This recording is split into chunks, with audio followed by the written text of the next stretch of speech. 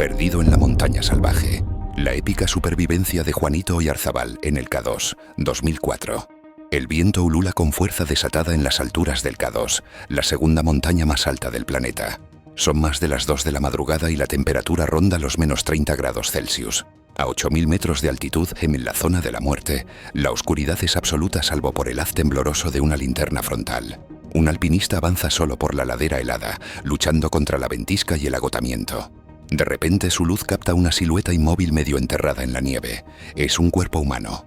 Con el corazón en un puño, el montañero se acerca y reconoce a su compañero, Juanito Oyarzabal.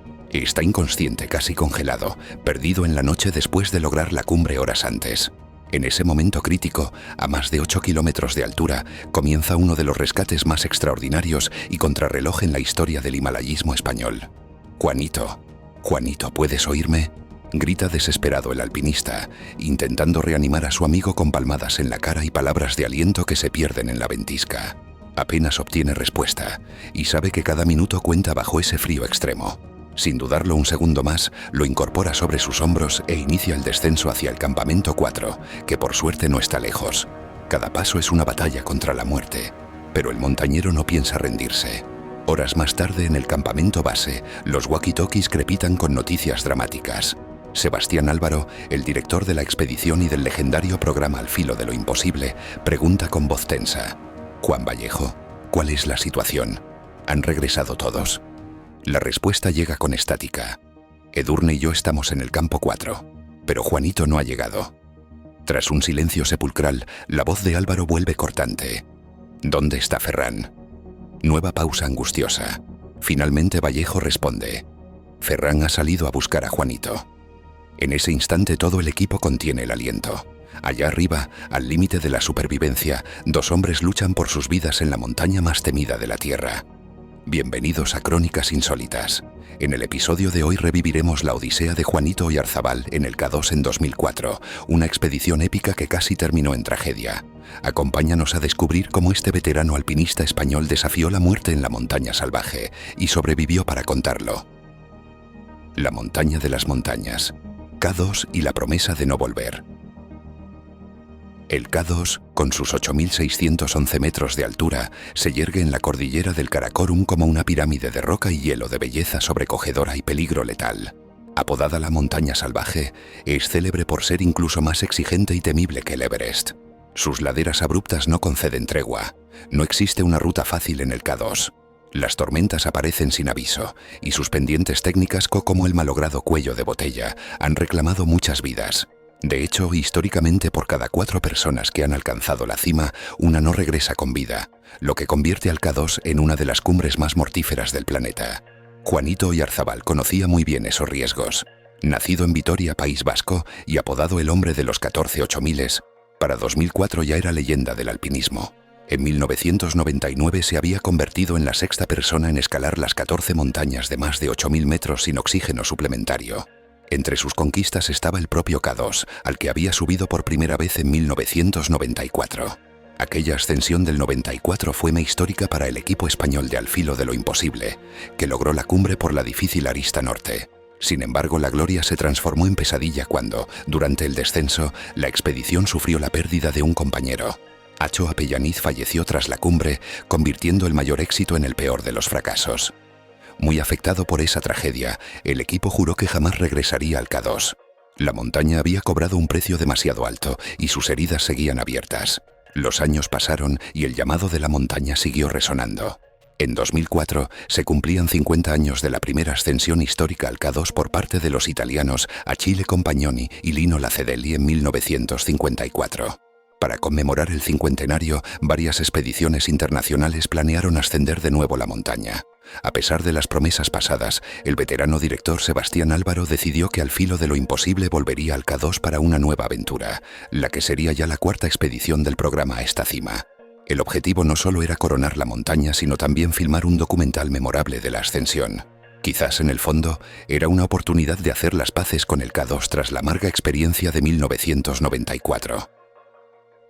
La expedición de 2004, rumbo a la Cumbre Dorada. El 3 de junio de 2004, comienza oficialmente la expedición española de Al filo de lo imposible al K2. El equipo estaba formado por algunos de los mejores alpinistas del país. Juanito Oyarzabal, de 48 años y ampliamente experimentado en el Himalaya. Edurne Pasaban, de 30 años, una prometedora alpinista vasca que ya acumulaba varios 8000. Juan Vallejo y Miquel Zabalza, escaladores de élite con gran trayectoria. Y Ferran Latorre, un alpinista catalán y cámara de altura encargado de documentar la expedición en vídeo. 5 expertos dispuestos a enfrentarse al gigante del Karakorum sin oxígeno embotellado y en estilo lo más limpio posible. Tras el largo trekking de aproximación y el establecimiento del campamento base a unos 5000 metros en el glaciar Godwin-Austen, comenzaron las rotaciones de aclimatación y equipamiento de la ruta. Decidieron ascender por la vía Abruzzi, la ruta normal en la vertiente sureste, la más clásica pero no por ello menos desafiante. Pronto comprobaron la dureza de la montaña. Enormes pendientes mixtas de roca y hielo, seracs amenazantes y sobre todo, el temido cuello de botella cerca de la cima. Este paso estrecho, inclinado a unos 8200 metros bajo una torre de seracs colgantes, es el tramo clave y más peligroso de la ruta. Cualquier error en el cuello de botella podría ser fatal, y a esa altitud extrema los cuerpos avanzan con lentitud agónica. Durante semanas, el equipo fue instalando los campamentos de altura. C1 alrededor de los 6000 metros, C2 cerca de 6700 metros, C3 en torno a 7300 metros y finalmente C4 alrededor de los 7900 a 8000 metros, en la llamada shoulder u hombro del K2. A medida que subían y bajaban cargados con cuerdas, tiendas y comida para equipar la ruta, enfrentaron rachas de mal tiempo y nevada constante. La meteorología en el Karakorum es notoriamente inestable, pero sabían que aquel verano de 2004 podía brindar una ventana de buen tiempo en julio, coincidiendo con la fecha del 50º aniversario. El K2 estuvo especialmente concurrido ese verano. Tras 2 años sin ascensos exitosos, 2002 y 2003 no vieron ninguna cumbre. Había numerosas expediciones trabajando juntas. Gracias a la colaboración con otros equipos, para finales de julio la ruta estaba equipada y lista. Solo faltaba esperar el momento perfecto para lanzar el ataque final a la cumbre. La ansiedad y la emoción crecían en el campamento base. Edurne Pasaban, por ejemplo, soñaba con convertirse en la primera mujer española en hacer cumbre en el K2. Juanito, por su parte, veía cerca la posibilidad de hollar esta montaña por segunda vez, una hazaña que muy pocos en la historia habían conseguido. Con 65 años de edad, el legendario alpinista Carlos Soria también andaba por allí intentando la ascensión. De lograrlo, sería el hombre de mayor edad en cumbre. Y como detalle curioso, entre los italianos figuraban Michele Compagnoni y Mario Lacedelli, descendientes directos de aquellos pioneros de 1954, listos para repetir la hazaña de sus abuelos. El K2 convocaba ese año a distintas generaciones unidas por la misma pasión. Cumbre en el atardecer, triunfo y aprensión. Finalmente, el 26 de julio de 2004 se dio la ansiada oportunidad. Los partes meteorológicos anunciaban una breve ventana de tiempo estable. Los escaladores del Alfilo iniciaron el asalto a la cumbre. Desde el campo 4, poco antes del amanecer, partieron Juanito Oyarzabal, Edurne Pasaban, Juan Vallejo y Miquel Zabalza, equipados con lo justo para la jornada decisiva. Ferran Latorre, lamentablemente, no pudo unirse a ellos en la salida. Una fuerte bronquitis lo había aquejado en días previos, retrasando su aclimatación. Aún debilitado por la enfermedad, Ferran decidió que intentaría subir más tarde por su cuenta en cuanto se sintiera en condiciones, aunque ello significase ir en solitario. Mientras tanto, sus 4 compañeros avanzaban pendiente arriba. El día amaneció despejado sobre el Karakorum, con un cielo azul intenso en contraste con las laderas blancas del K2. La suerte por fin sonreía. Sin nubes ni vientos huracanados, el grupo progresó lentamente pero con firmeza. Superaron el temible cuello de botella y esas altitudes extremas, aprovechando las cuerdas fijadas previamente. Cada paso costaba un mundo. El aire enrarecido hace que incluso respirar sea un esfuerzo monumental. Ninguno llevaba oxígeno suplementario, lo que aumentaba el desafío físico y mental. A pesar de ello, el equipo mantenía la determinación. El veterano Juanito alentaba a los más jóvenes. Edurne, única mujer en altura aquel día, demostraba fortaleza y temple. Vallejo y Zabalza abrían huellas sobre la nieve profunda, turnándose en la labor de abrir camino. Las horas pasaron y el tramo final se hizo muy largo. El avance era lento, como en cámara lenta.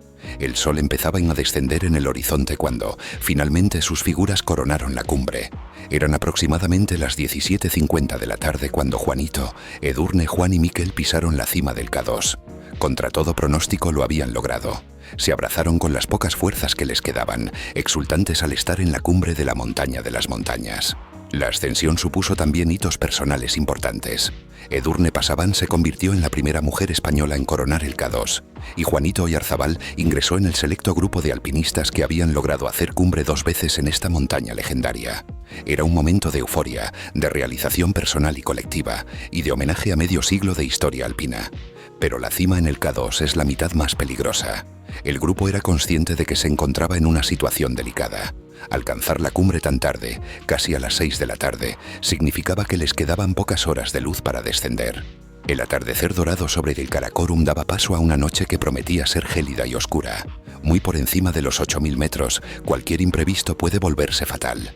Antes de emprender el regreso, los montañeros tomaron algunas fotografías y filmaciones rápidas con la pequeña cámara de video que llevaban e iniciaron el descenso con toda la prisa que sus extenuados cuerpos les permitían. La tragedia acecha. Problemas en el descenso. Apenas una hora después de dejar la cumbre, la situación comenzó a complicarse. Juanito Oyarzábal notó que algo no andaba bien en su cuerpo. Un agotamiento extremo se apoderó de él, más allá de lo habitual tras la cumbre. Su respiración se volvió dificultosa, con una tos húmeda alarmante. Estaba experimentando los síntomas de un edema pulmonar de altura, una acumulación de fluido en los pulmones causada por la altitud. La falta de oxígeno y el esfuerzo titánico de la ascensión le estaban pasando factura de la peor manera. A cada paso de descenso, Juanito sentía como el pecho le ardía y le costaba más y más respirar. Sus compañeros también iban muy cansados, luchando por mantener la concentración en cada tramo técnico de bajada, pero mantenían a Juanito a la vista, animándole a seguir. La luz empezaba a escasear. Tras descender con cuidado el cuello de botella, aún más difícil de bajar que de subir, con esa pendiente colgada sobre el vacío, el ocaso los envolvió. Ahora dependían de sus linternas frontales para iluminar la ruta. Edurne Pasaban sufría también lo suyo. Notaba un dolor punzante en los pies, señal de que la congelación amenazaba. Sus botas rígidas no impedían que el frío intenso mordiera sus extremidades. Sin embargo, su estado era más llevadero que el de Juanito. Vallejo y Zabalza estaban unos metros por delante buscando las estacas de las cuerdas fijas en la oscuridad. Fue en ese escenario, a pocos cientos de metros por encima del campo 4, cuando ocurrió lo inesperado. Juanito se rezagó y sus compañeros perdieron contacto visual con él. Probablemente Oyarzábal se había detenido extenuado, o quizás desorientado por la falta de oxígeno y el edema pulmonar. En la negra noche en las pendientes del K2, unos pocos metros de separación pueden convertir a alguien en invisible. Edurne y Juan Vallejo gritaban su nombre una y otra vez. «Juanito, ¿dónde estás?», responde. Solo el aullido del viento contestaba. Pasaban los minutos y la angustia crecía. Situación crítica. 3 alpinistas ateridos en la noche a 8.000 metros, un cuarto desaparecido en la ladera. Edurne, Vallejo y Zabalza tomaron una decisión difícil. Debían seguir bajando hasta el campo 4 para ponerse a salvo ellos mismos, con la esperanza de que Juanito, más lento, lograra alcanzarlos desde atrás. Detenerse demasiado tiempo podía condenarlos también a ellos, dado el frío brutal. Con el corazón encogido, continuaron descendiendo los últimos metros hacia la terraza nevada donde tenían las tiendas del campo 4, constantemente dándose la vuelta con la ilusión de divisar la lucecita del frontal de Juanito apareciendo en la oscuridad. Pero esa luz no aparecía. Cuando por fin los 3 llegaron al campo 4, 7.900 metros, ya entrada la noche cerrada, la situación era desesperada. Juanito no estaba allí. Refugiados en una tienda, intentaron comunicarse por radio con él, pero no obtuvieron respuesta. La altitud, el cansancio y el frío extremo complicaban cualquier plan de rescate improvisado. Cada uno en ese campamento luchaba también contra sus propios límites fisiológicos. Edurne comprobó que sus pies estaban seriamente congelados, pero al menos se hallaba segura junto a Juan Vallejo en el relativo abrigo de la tienda. ¿Qué podían hacer por Juanito? Abandonarlo no era una opción, pero salir a buscarlo en plena noche por la zona del cuello de botella equivalía a un suicidio. Y es en este punto crítico cuando entra en escena el héroe inesperado de esta historia, Ferran Latorre. Aquel mismo día 26 de julio, mientras sus compañeros hacían cumbre, Ferran había logrado finalmente subir desde los campamentos inferiores hasta el campo 4, recuperándose apenas de su bronquitis. Llegó extenuado y en soledad, pero con la esperanza de quizás intentar la cima al día siguiente, 27 de julio, si las fuerzas le acompañaban. Al caer la noche, Ferran se encontraba en el campo 4 junto a otros montañeros de diversas expediciones, esperando noticias del grupo de cumbre. Cuando supo que sus compañeros habían coronado pero que Juanito no aparecía, no lo dudó un instante. Se preparó para salir a buscar a su amigo en la oscuridad glacial. Ferran ha salido a buscar a Juanito. Armado únicamente con su frontal, abrigo de plumas y un férreo sentido de la solidaridad, Ferran Latorre partió de Campo 4 en plena madrugada para remontar parte de la ruta en busca de Juanito. Esa decisión implicaba un riesgo enorme para su propia vida.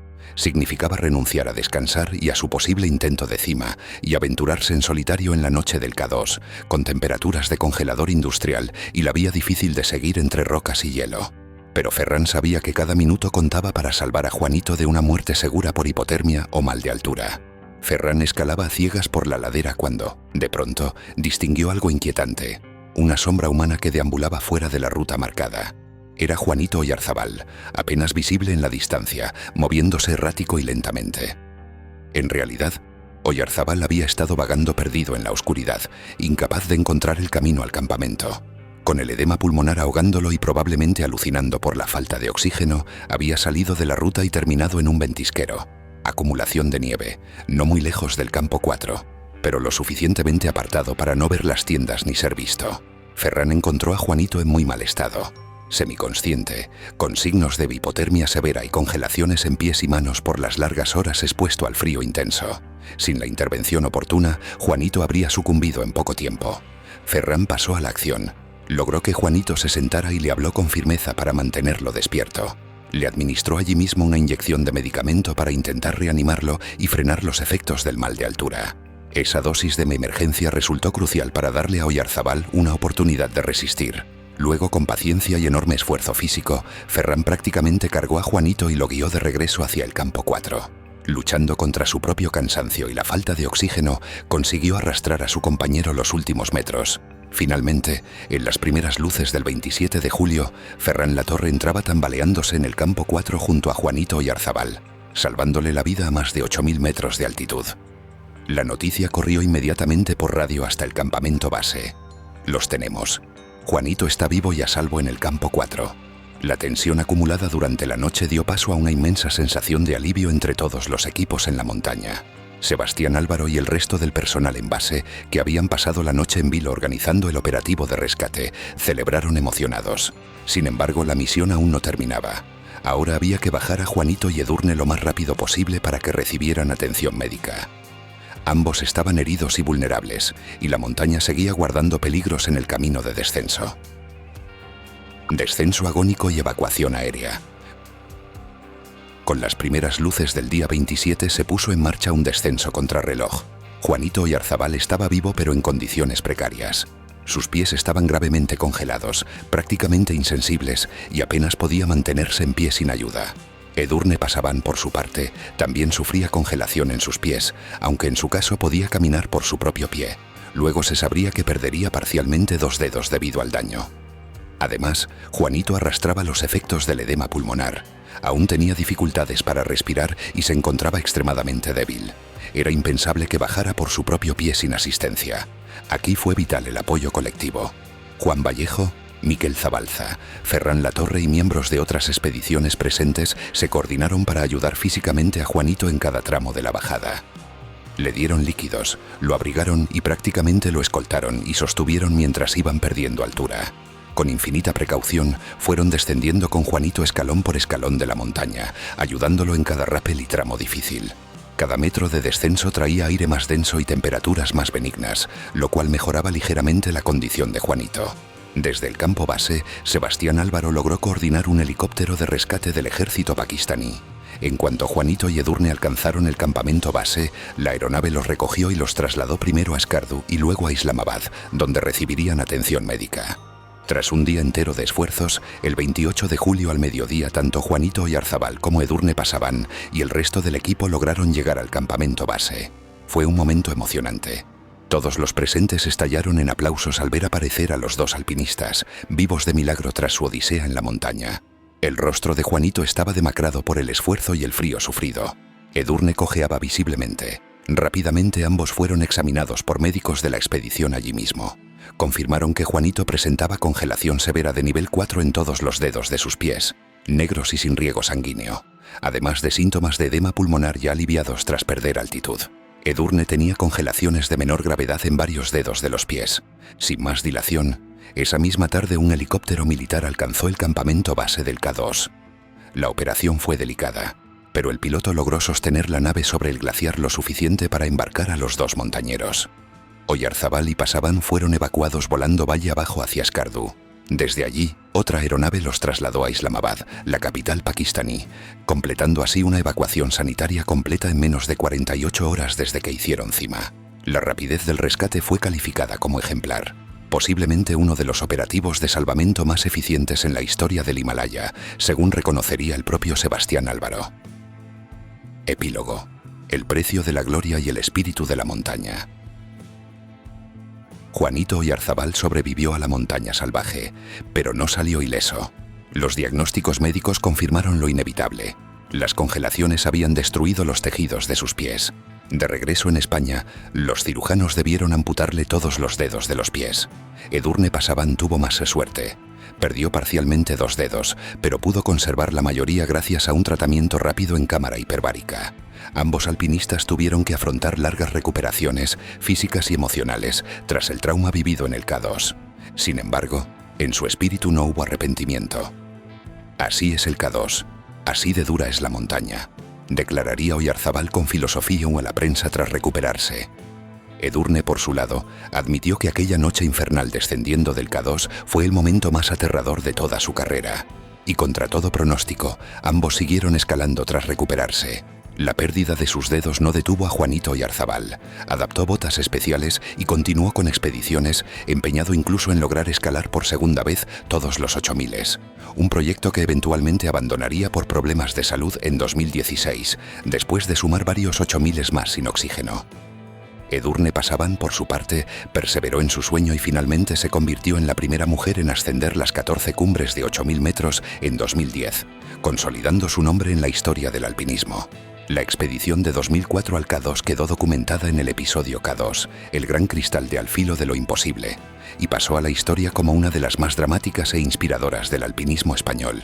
El propio Sebastián Álvaro lo recordó como uno de los rescates más rápidos y eficientes jamás vistos, y confesó que tras aquel susto aprendió a valorar mucho más la vida de sus amigos. El K2, con toda su grandeza terrible, les exigió todo y casi les arrebata la vida. Pero también les dio a Juanito y sus compañeros una historia de resistencia y coraje que inspira a montañeros de todo el mundo. Aquí, en Crónicas Insólitas, creemos que las montañas no solo se suben con los pies, sino también con el alma. Si esta historia te emocionó, compártela, suscríbete y acompáñanos en este viaje donde el hombre se mide con lo más salvaje de la naturaleza y consigo mismo. Nos esperan nuevas cumbres, nuevos misterios, nuevas gestas olvidadas que merecen ser contadas. Hasta la próxima, montañeros y aventureros. Y recordad, en cada cima conquistada queda escrito el eco de quienes se atrevieron a soñar.